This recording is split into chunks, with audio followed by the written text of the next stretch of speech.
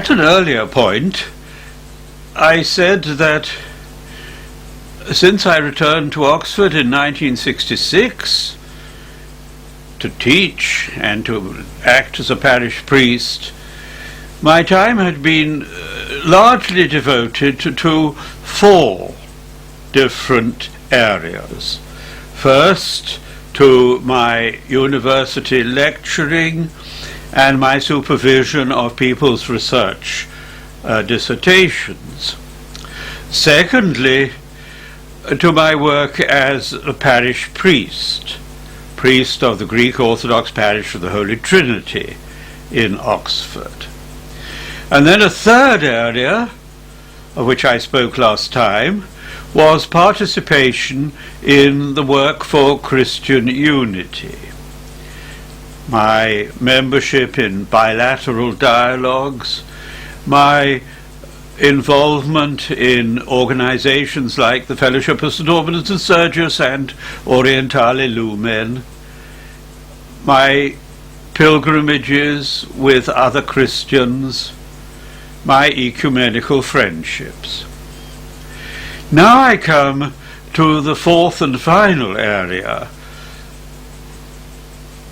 where I devoted my time in the second half of my life, and that has been to writing and translating. I've already spoken about my first book, my Penguin book on the Orthodox Church, and how I was commissioned to do that. It was not I who took the initiative. But in other cases, I have sometimes taken the initiative.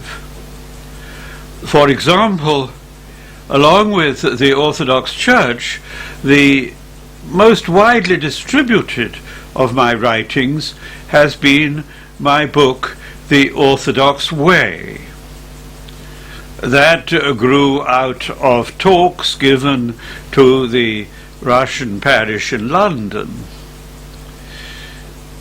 There I discuss the main themes of Christian faith, particularly the doctrine of the Holy Trinity and the doctrine of Jesus Christ. And in the Orthodox Way, I try to indicate the link between theology and prayer.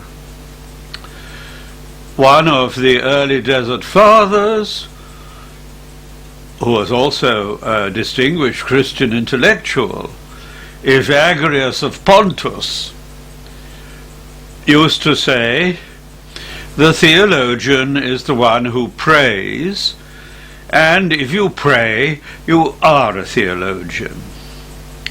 That may be a rather different view of theology from what we have today, where we think of it as an academic discipline in which people take examinations and are awarded first, second, third, or fourth classes. But surely it is the true view of theology. Theology and prayer go together. Theology without prayer becomes dry and scholastic in the bad sense.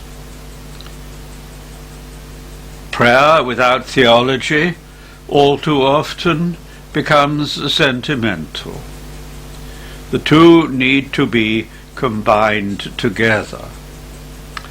And that was the underlying theme of my book, The Orthodox Way, which has also remained in print, like my Penguin book. Of all the things I've written, books or articles, translations or original works, the one that I most enjoyed writing was The Orthodox Way. Now, I have written more specialized works, in particular a book about an 18th century Greek theologian called Efstratios Argenti. He was a polemical theologian. Almost all his writings are directed against the Church of Rome.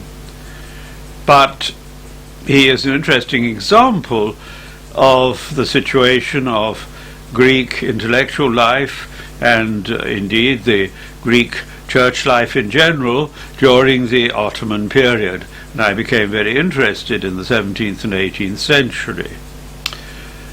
That was again a book that was commissioned.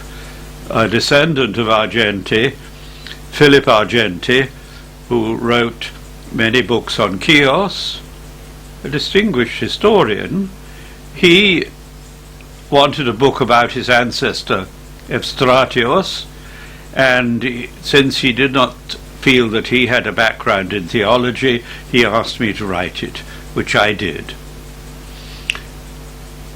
I never expected that book to remain in print.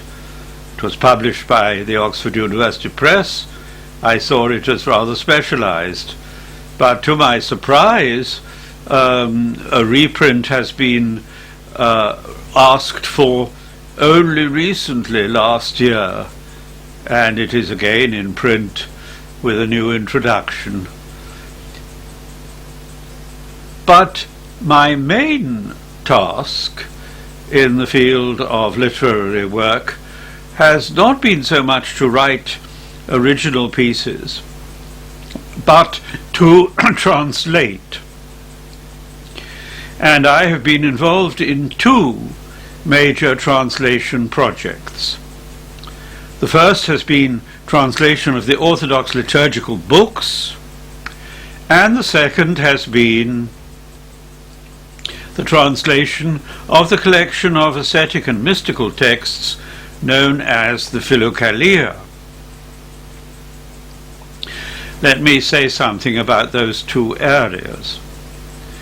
The translation of liturgical books I undertook in combination with an Orthodox nun, Mother Mary, who lived in the monastery of the Protection of the Mother of God at Bussy-en-Othe in France. She had made a great many translations, and I was invited to cooperate with her, and I made very extensive revisions and provided often introductory notes and other supporting material. 3 volumes of translations came out. The first was called the Festal Mineon, which was the texts for the fixed feasts in the Church's year. That would have meant particularly Christmas and Theophany and such feasts as the Transfiguration and the Dormition of the Mother of God on the 15th of August. The second volume was called the Lenten Triodion. That is the service book that contains the special texts for the period of Lent leading up to Pascha. The Triodion is a massive volume. Our text was only a selection. about 700 pages, but only part of the material. And so later on, after the death of Mother Mary, I helped with the publication of supplementary text to the Triodion, the rest of the Lenten services that we hadn't included in our main volume. Translating the service books is not easy. The translator needs to have a good biblical background. If he or she does not appreciate the underlying biblical allusions, they will miss the meaning of the text, the true meaning.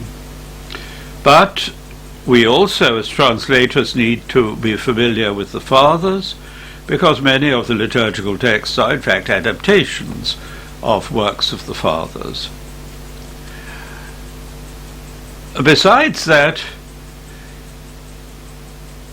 we must try to make a text which is not only accurate, but which can be read aloud, which is rhythmically attractive, and which can indeed be sung. And we are translating religious poetry, so we must try to include a certain spirit of poetic beauty. All of this is quite difficult. The Italians say traduttore traditore, the translator is a traitor. And that is true, that no translation can adequately convey the spirit of the original.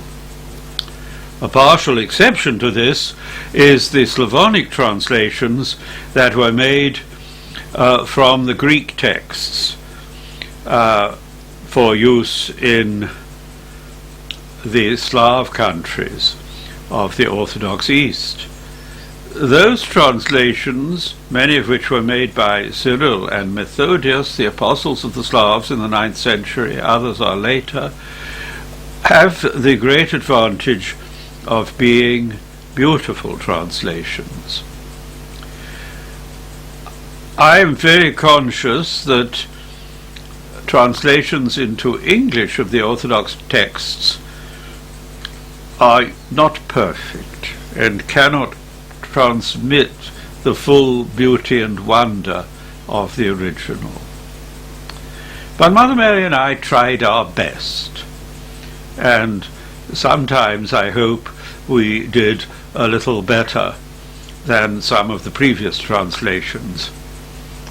I remember a translation made early in the 20th century by a Russian Orlov for the services for the Holy Prophet Elijah, where he is, for example, called an ignivomus zealot.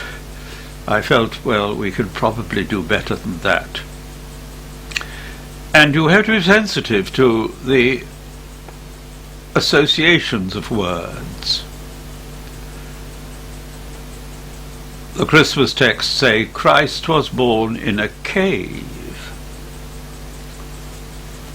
Well, some translators evidently thought cave is a rather prosaic word. Let's be a little more elevated and poetic. So they said Christ was born in a grotto. Now, for me, I don't know whether these associations exist among American people, but in England, a grotto makes me think of Santa's grotto before Christmas, where he sits in an artificial cave with flashing coloured lights, with a false white beard distributing presents to children. A grotto has all the wrong associations. Stick to plain English. You can be poetic and yet be simple. Christ was born in a cave. Or again, I recall a translation in a very popular service book, which has indeed assisted the Orthodox greatly for over a century, the service book translated by one Isabel Florence Hapgood. She translates the Easter canon, where it says, Devti pomeneon pinomen, come, let us drink a new drink. That is the literal meaning, and that is perfectly good English. But she wanted to make it more inspiring, and so she translates it, come, let us quaff a beverage new. Now, there are a number of mistakes there. First of all, don't use inversion, beverage new, too often, though you may do it sometimes. Secondly, don't use mock solemn language like quaff. That makes me think of a drinking party rather than the Eucharist. Thirdly, the word beverage is singularly prosaic and bathotic. Why not just say drink? I remember as a child a certain drink, I think called Horlicks or perhaps Benger's Food, which said on the label, a beverage partly predigested. I wondered as a child exactly what that meant, but let us not explore that line of thought further. So, yes, make your translation sober, but pray to the Holy Spirit that it may be beautiful. I do not think our translations are perfect. We made no claim to be definitive. I invite others to try to do better. But actually, most of our translations have not yet been superseded and are still being used. One problem of liturgical translation is what kind of language do you use? Mother Mary and I, both of us ex-Anglicans, used the traditional language then employed by Anglicanism, now not so much, the language of the Authorized Version and the Book of Common Prayer, 16th, 17th century English, in particular addressing God as Thou. That is the way I pray, and I always shall pray in my personal prayer. And I thought, and Mother Mary too, here is a beautiful language which is still valid today. Not everyone agrees with us.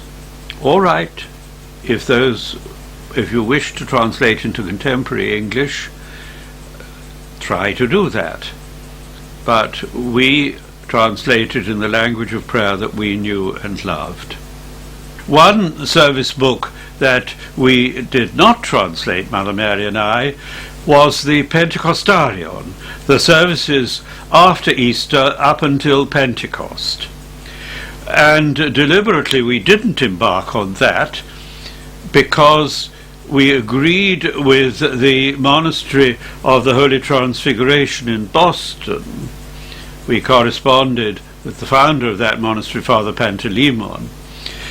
They said they were going to produce an edition of the Pentecostarion in English, so they said, we leave you to work on the Triodion and we will work on the Pentecostarion. And that was duly published by the monastery at Boston. That also uses traditional language of perhaps a rather more archaic form than ours, but principles of translation are very close to our own. So the three books I had in mind were the Festal Mineon, the fixed feasts, but then 2 volumes of the Triodion, the main Triodion and then the supplementary texts. So we have in fact translated the whole of the Triodion, which is a fairly massive volume. Let me turn now to the second translation project on which I was chiefly involved, and that has been the Philokalia. Now, the Philokalia is a collection of spiritual texts from the 4th to the 15th century, consisting almost entirely of texts by Greek authors, though there is one Western writer, though he had spent his youth in the Egyptian desert, and that's John Cassian, but he was translated into Greek in the Byzantine Middle Ages and has always been popular among the Orthodox. Now, the Philokalia was originally published in 1782, a massive folio volume edited by Saint Nicodemus of the Holy Mountain and Saint Macarius of Corinth. And this was subsequently translated into Slavonic and into other languages of the Orthodox East, into Russian and into Romanian in particular, but there are also Arabic translations and even translations into Finnish. Now, the translation of the Philokalia was originally undertaken by an English Orthodox convert, Gerald Palmer, in cooperation with a Russian lady, Evgenia Kadlubovsky. And they published 2 volumes of translations from the Philokalia made from the Russian during the 1950s. The first of these volumes, they sent the typescript to an eminent English publishers, Faber and Faber. The directors looked at it, and they all of them said,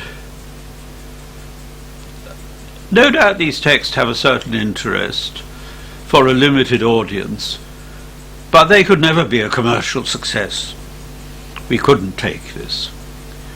However, one of the directors, very influential, was the English poet T.S. Eliot. And he said, these texts are of such importance that we should publish them even if we lose a lot of money. And his opinion prevailed. But in the outcome, the publishers, Faber and Faber, didn't lose any money at all. Because, in fact, this first translation from the Philokalia, called Writings on the Philokalia on Prayer of the Heart, has been repeatedly reprinted, remained in print for 60 years, still selling widely. So Faber's actually did very well out of it. That just illustrates what is said in the Gospels: seek first the kingdom of heaven, and everything else will be given to you as well. Now, Gerald Palmer felt it was not enough to publish merely selections from the Philokalia, and not enough to make the translations from the Russian, because you make a translation of a translation, something is lost in clarity and accuracy. He wanted there to be a complete translation from the original Greek. And so he invited another English Orthodox, Philip Sherard, and myself to join him in the editing of a complete Philokalia from the Greek. 4 volumes of that have so far appeared. The 5th volume is very nearly ready, but I alone must be responsible for its final form, because Gerald and Philip have moved on to the other world. Now, We had a number of collaborators who did preliminary translations, but we revised the preliminary translations very thoroughly. And we wanted the Philokalia to be not only a volume emerging from study, but a volume that would be linked to prayer and worship. And I've already stressed that link between theology and prayer. So we decided, the three of us, to do our editorial work revising the preliminary translations on Mount Athos. And we went to the Serbian monastery of Kilandar because we had personal links there. They made us very welcome, and they assigned to us an unoccupied wing of their vast buildings.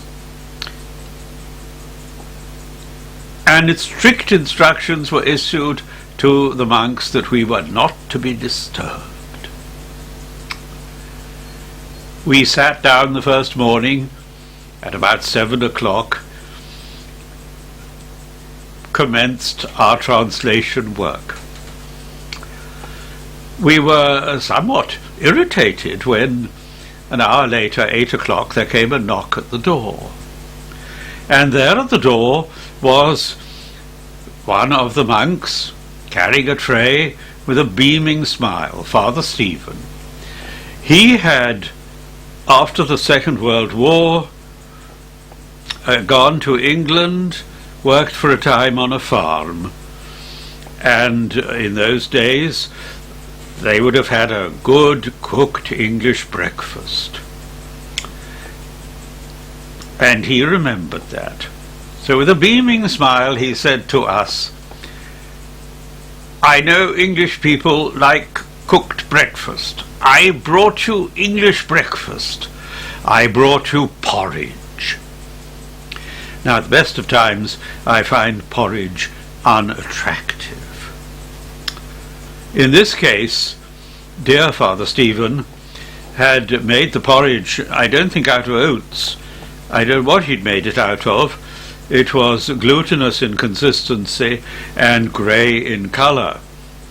And he hadn't any fresh milk, because on Mount Athos they do not have female animals, and so instead of milk he'd poured a lot of olive oil over this glutinous mixture. And I realized at once that it was quite uneatable.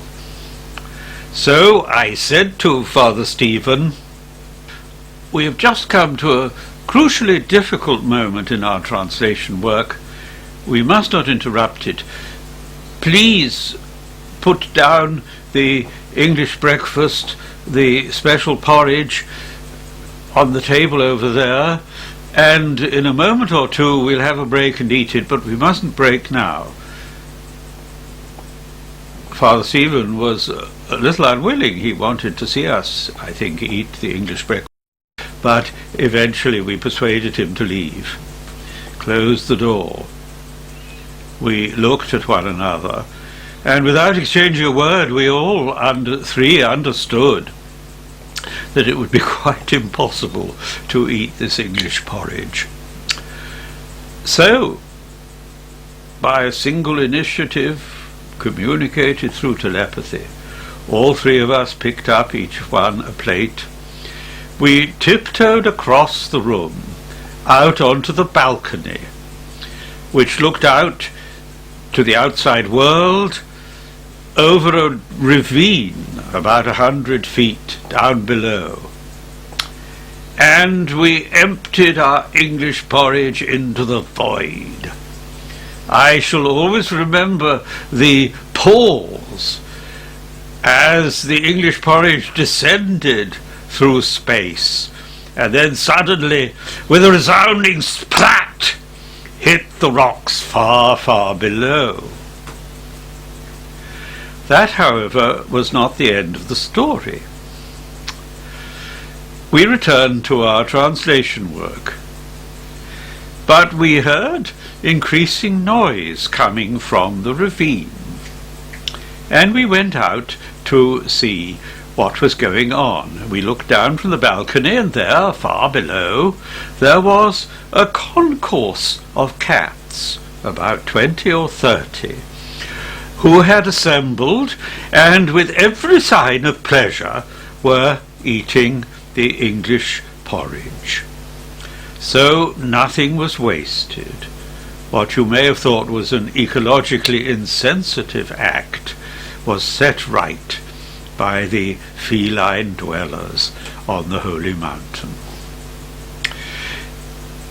Father Stephen, however, had already also brought us some raki to drink and some cheese, and we said to him, Father Stephen, we no longer have an English breakfast quite in the way we used to have when you were in England 40 years ago, but yes, raki and cheese will do very well for an English breakfast. And that was what we had on the later days. So that was the atmosphere in which we began our work translating the Philokalia. Difficult work, but work that has brought me great joy. The first 4 volumes appeared fairly briskly. There's been a long delay for the 5th volume, and for that I alone am responsible, and I apologize to those of you who have been waiting for the 5th volume. Be a little more patient, and perhaps it will appear in a year or 2.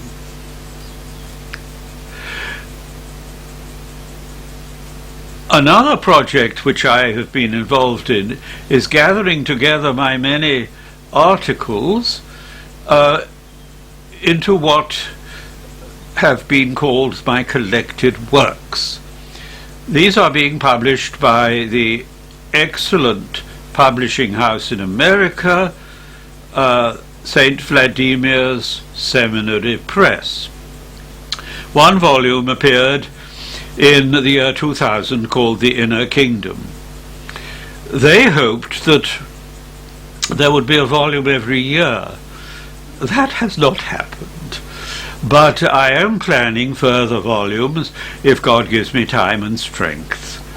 The 2nd volume will be called In the Image of the Trinity, and it will be about the doctrine of the Holy Trinity, God 3 in 1 and 1 in 3, and then about the human person made in the image and likeness of God the Trinity. Perhaps there will be chapters also about Christ. Then further volumes I have in mind are a volume of essays on the Jesus Prayer, and I think I could gather together a number of articles on the Blessed Virgin Mary. I have other volumes that are possible, perhaps a volume of reminiscences of Orthodox and others whom I have known in my life. People like C.S. Lewis, for example, and the great spiritual elder whom I got to know through staying on the island of Patmos, Father Amphilochios of Patmos. So I'd like to continue with that project of my collected works. Rather pretentious title, but I didn't choose it. Another project is I have written 2/3 of a study of the disputes in 12th century Byzantium about the nature of the Eucharistic sacrifice. In what sense is the Divine Liturgy a sacrifice? Now, if you're writing on the real presence, it's fairly clear what you are claiming, that the consecrated elements are the true body and blood of Christ. Not just an icon, but the very body and blood of the Saviour. But what exactly is meant by saying that the Eucharist is a sacrifice? What is the relation of the Eucharistic sacrifice to the sacrifice of Christ on the cross? Surely it cannot be a new sacrifice, because Christ died once for all. It cannot be a supplementary sacrifice, because the sacrifice of Christ on the cross is full and complete. What then is the sacrificial nature of the Eucharist? This was debated in the 12th century at Constantinople, and they came to some interesting decisions, though I'm not going to tell you what their answer was to my questions. You must wait to read my book. But this has not been very much studied in the West, though there was an important article written by a Russian some years ago, which I use. So I hope to complete this book on the Eucharistic sacrifice. I'm sure that is quite enough for the moment. After all, I am now in my 80s, looking towards my death. I cannot have too many more years to live. At every celebration of the Divine Liturgy, at every service of Matins or Vespers, we pray for a Christian ending to our lives, painless and without shame. Our death is not something that we should try to hide from ourselves. We are all going to die, unless the second coming occurs earlier, which it may do. Our death is not something which should fill us with terror. Yes, we do need to feel a sense of fear, because death is the moment of truth, and at death and after death we shall see our lives much more clearly than we do now, and perhaps we shall realize much more clearly than we do now what we have left undone and where we have failed. But on the other hand, death means the entry into fuller life. This life is a preparation for the life to come. This life is, as it were, the foreword to the book, and at death we embark on the first chapter. And we believe that in death there will be afterwards many chapters, each one better than the chapter before. So death is not an end but a beginning.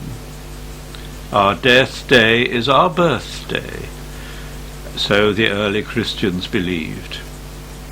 So we should look towards our death, and that is what I'm trying to do myself, with a sense of sober expectation, with fear of God, yes, but also with eagerness.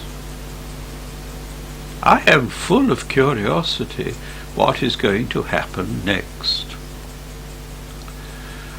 What will heaven be like if by God's mercy I am allowed to go there? We can have very little idea of the life of the age to come. It is a mystery. But of this we may be sure, that it will be far better than the best we have ever known in this life.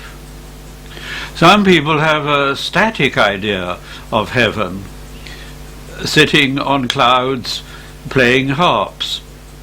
That I do not find particularly attractive.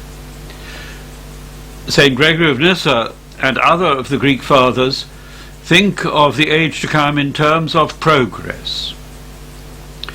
They call to mind the words of St. Paul in Philippians chapter 3, "Forgetting what lies behind, I reach forward to what lies ahead."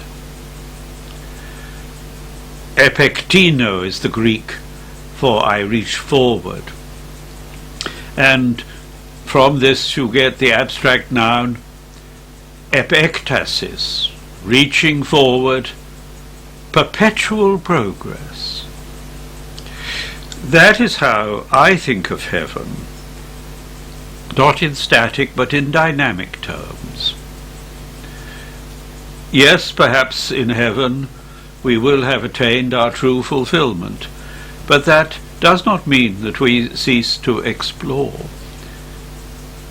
Even in the age to come, says St. Irenaeus, God will always have new things to teach us, and we shall always have new things to learn. There will never come a point where we shall say to God, you are repeating yourself. We have heard it all before. To all eternity, God will remain a God of surprises. To all eternity, we shall continue to be explorers, advancing ever into new country, discovering more and more wonderful visions, more and more landscapes of great beauty. So that is how I think of heaven. And please God, I may find my way there through his mercy, and perhaps I shall meet you there. Thank you very much.